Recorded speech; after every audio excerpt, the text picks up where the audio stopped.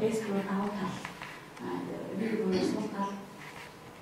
За тэгээд энэ дэвтлийн хэсгийг бол өнгөрсөн хийсэн тексттэй юм шиг. Тэгэхээр өнгөрсөн жилийнхаа үйл ажиллагаан дээр шинжилгээ хийх. Даваа талын юмсан сул талын юмсан. Дараа нь энэ доолын энэ дөр болохоор цаашдаа яах юм? Цаашдаа ямар авах юм? Нэг бүтээгдэхүүнийг таваад үзэл та жишээ нь юу ажиллах вэ?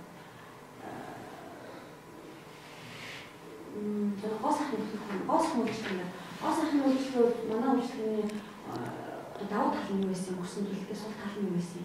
Цаашдаа энийг одоо сайжруулах боломж байна уу байхгүй нь шууд боломж байгаа юу? Энийг цааш нь үйлчлэгүүд энэ бүтээгдэхүүн цааш нь үзүүлэхээр биднэрт ямар асуудал аюул болох юм магадгүй нөгөө бүтээгдэхүүн ашиглах нөгөө бас ямар аюул болох юм бид ирээдүйн талаас нь харах юм шиг байна. За суух шинжилгээ хийсний дараа бол токс гэж шинжилгээ хийдэг. Токс гэж шинжилгээ харахад аюул болж ирсэн юм.